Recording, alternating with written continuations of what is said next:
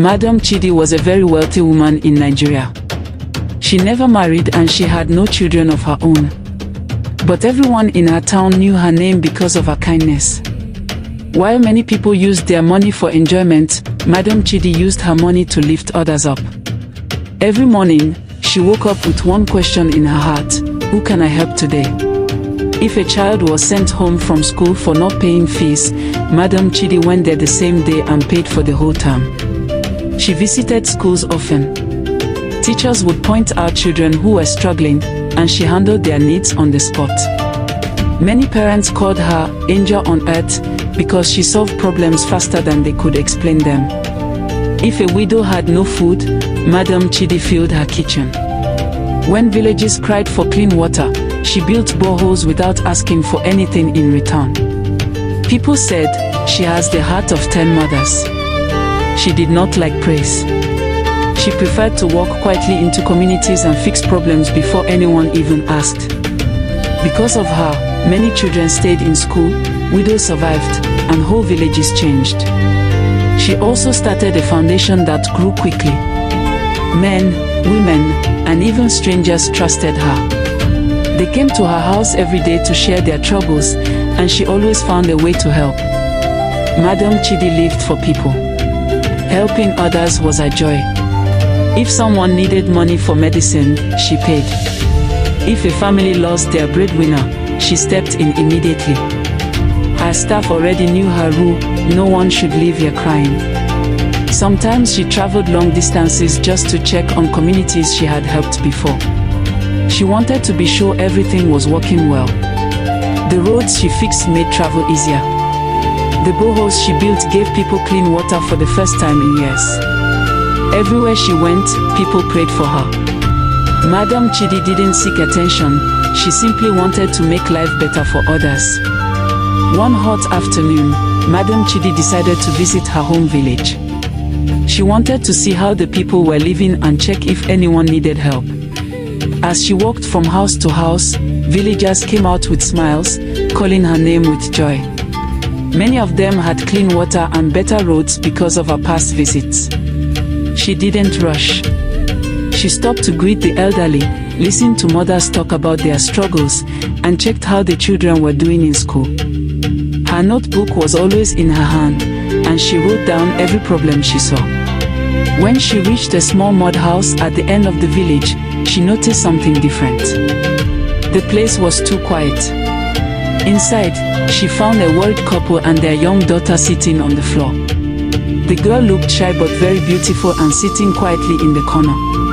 Her name is Kelechi. She was only 12, but her beauty was striking. Her skin glowed, her eyes were bright, and anyone who saw her would look twice. The parents explained softly that they were too poor to send Kelechi to school. She stayed at home every day, helping with chores while other children learned. Madam Chidi watched the girl closely. "Do you want to go to school?" Madam Chidi asked gently. Kelechi nodded once and Madam Chidi's heart softened. She knew she could not leave the girl in this condition. Without thinking twice, she said, "Pack her things. She's coming with me." The parents burst into tears of relief. Kelechi simply stood up, ready to follow. Kelechi settled quickly into Madam Chidi's large house. She was quiet but always close to Madam, following her like a shadow. People who visited noticed her beauty immediately. Some even joked that she looked like a little princess. Madam Chidi made sure she started school, bought her uniforms, and gave her a small room of her own. Kelechi helped with simple chores, opening the door, arranging shoes, and carrying small bags. Soon, visitors got used to seeing her. Whenever someone knocked, Kelechi was the one who opened the door politely. Madam Chidi treated her kindly, introducing her as "my daughter" to people. Everyone believed Kelechi was a blessing to Madam Chidi. Weeks later, Madam Chidi felt a small scratch in her left eye. She believed it was nothing, maybe dust. But by the next morning, the eye had turned red. Still, she refused to rest. She continued her charity visits, holding her eye with a handkerchief. She kept sending Kelechi to the pharmacy to buy eye drops, but nothing changed. The pain only got worse. Soon her left eye became swollen, and the people around her started to worry. Then something strange happened, something no one had ever seen. Madam Chidi's left eye began to melt. Not tear, not bleed, but melt. Thick liquid dripped slowly down her cheek. Visitors panicked, and her workers cried. Even doctors were confused. They ran tests and scans but found nothing. "It's impossible," one doctor whispered. "We don't know what is causing this." Madam Chidi grew weaker each day. The melting eye frightened everyone. Madam Chidi tried to stay strong, but the pain became unbearable. Her once bright face grew pale, and she could barely stand. Within days, she was forced to remain in bed. People who heard the news rushed to her house. Some cried openly while others prayed under their breath. No one had ever seen such a strange sickness. Doctors tried different medicines, but nothing changed. The eye continued to melt until there was nothing left. Madam Chidi was now blind on one side and too weak to walk. Her body shook with fever, and she hardly spoke. The villagers whispered, "This is not ordinary." Her foundation members took turns caring for her. The widows she once fed gathered outside her room day and night, crying and begging God for mercy. When Madam Chidi's condition became worse as the pain moved to her right eye, the widows she had helped refused to go home. They moved into her compound, sleeping on the floor and crying day and night. They prayed loudly, calling God to save the woman who had saved them so many times. Her room was filled with the sound of their cries. Some held her hands.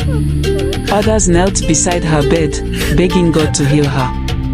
They refused food and water, saying they would not eat until she got better. Meanwhile, Madam Chidi lay still, breathing weakly, almost lifeless. Her right eye closed halfway as if it was also losing strength. Around midnight, the widows were still crying and praying when something shocking suddenly happened.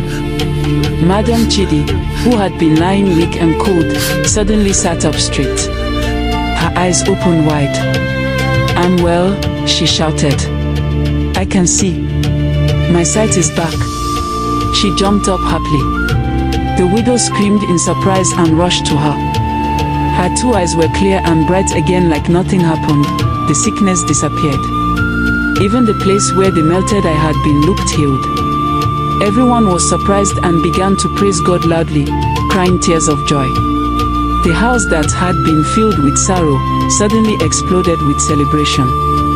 But the joy did not last long when a new piercing scream broke the night and filled the house. "My eyes! My eyes! My eyes!" Everyone turned in shock, only to see little beautiful Kelechi, burning with heat like invisible fire. Sweat poured down her body. Her two eyes had turned red and started melting, exactly like Madam Chidi's melted eye. The girl shook and cried as if something was attacking and burning her. Kelechi fell to her knees, screaming, "Help me! I am the one. I caused Madam's sickness. I took her eye and sat on it in the spirit world." People shouted in fear. The widows covered their mouths. Madam Chidi stared at her in disbelief and asked, "Why, Kelechi? Why would you do this?" At that moment, the truth became clear to everyone in the room. That when God blesses someone who helps others, no evil power can stop their destiny. Be careful who you bring close, for some smiles hide wickedness. Goodness brings protection. Wickedness brings punishment. Not every child you rescue came to be rescued, some came to destroy. Wickedness may hide in beauty, but it can never hide from God. The whole house understood that Madam Chidi survived because her heart was pure, and heaven fought for her.